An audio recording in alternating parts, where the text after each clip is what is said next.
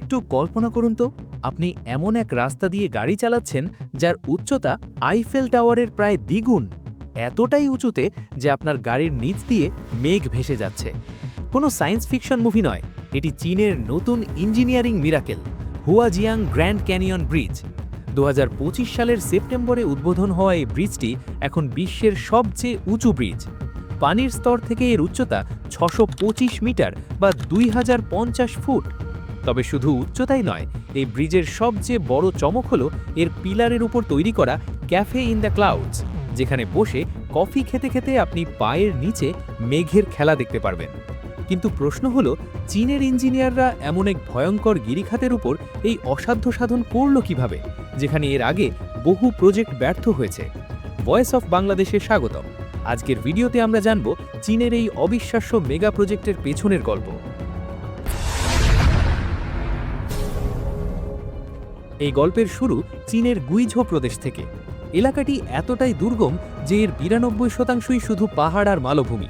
এর মাঝ দিয়ে বয়ে গেছে খরস্রোতা নদী আর গভীর সব খাদ। এখানকার মানুষের যাতায়াত ছিল এক দুঃস্বপ্ন।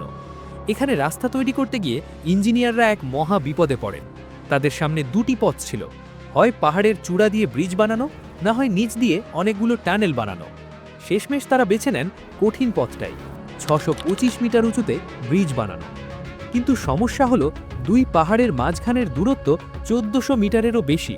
সাধারণ আর্চ ব্রিজ বা পিলারের ব্রিজ এখানে টিকবে না। একমাত্র সমাধান সাসপেনশন ব্রিজ বা ঝুলন্ত সেতু। সিদ্ধান্ত তো হলো, কিন্তু কাজটা ছিল বাঘের মুখে হাত দেওয়ার মতো। পাহাড়ের মাটি ছিল ফাটলে ভরা এবং নড়বড়ে, তাই টাওয়ারের ভিত্তি শক্ত করতে ইঞ্জিনিয়াররা 24টি বিশাল কংক্রিটের পাই মাটির গভীরে গেঁথে দেন।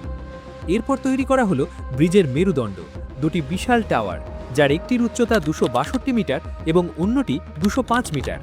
এগুলো পাহাড়ের গায়ে এমনভাবে দাঁড়িয়ে আছে যেন দুটি দানব আকাশ ধরে রেখেছে।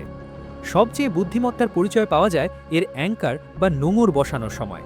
একপাশের পাহাড়ের জায়গা ছিল না বললেই চলে, তাই ইঞ্জিনিয়াররা বিশাল কংক্রিটের ব্লক না বসিয়ে আস্ত পাহাড়টাকেই ড্রিল করে তার ভেতর টানেল বানিয়ে তারের সংযোগ আটকে দেন। অর্থাৎ খোদ পাহাড়টি হয়ে গেল এই ব্রিজের খুঁটি। দুই পাহাড়ের মধ্যে প্রথম সংযোগ তারটি কিভাবে নেওয়া হলো জানেন? ব্যবহার করা হলো ড্রোন প্রযুক্তি। ড্রোন দিয়ে 1000 ফুট গভীর খাদের ওপর দিয়ে প্রথম সুতোটি পার করা হয়। এরপর শুরু হয় আসল খেলা, মেন কেবল তৈরি করা। হাজার হাজার সরু স্টিলের তার পেঁচিয়ে তৈরি করা হয় এক একটি মেন কেবল, যা হাজার হাজার টন ওজন নিতে পারে। বাতাসের তীব্র গতি আর হাড় কাঁপানো উচ্চতায় শ্রমিকরা এই তারগুলো বসিয়েছেন। জিপিএস দিয়ে মাপযোগ করা হয়েছে যাতে 2 মিলিমিটারও এদিক সেদিক না হয়।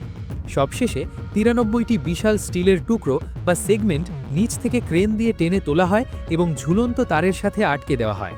এক একটি টুকরোর ওজন ছিল কয়েকশো টন। ব্রিজ তো বানানো শেষ, কিন্তু এটা কি আদেও নিরাপদ? পরীক্ষা করার জন্য 2025-এর আগস্টে এক অদ্ভুত কাজ করা হলো।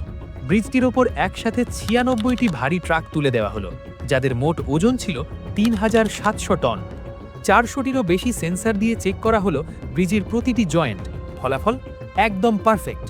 এখানে বাতাসের গতিবেগ মাঝে মধ্যে লেভেল 14 পর্যন্ত পৌঁছে যায়, যা যে কোনো সাধারণ স্থাপনা উড়িয়ে নেওয়ার জন্য যথেষ্ট। কিন্তু এই ব্রিজটি এমনভাবে ডিজাইন করা হয়েছে যে এটি অনায়াসে সব ঝড় সামলে নিতে পারে।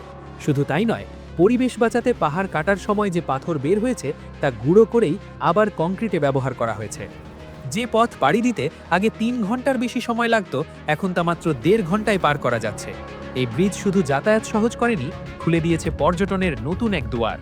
ব্রিজের টাওয়ারের ওপর তৈরি করা হয়েছে কাঁচের তৈরি ওয়াকওয়ে এবং ক্যাফে।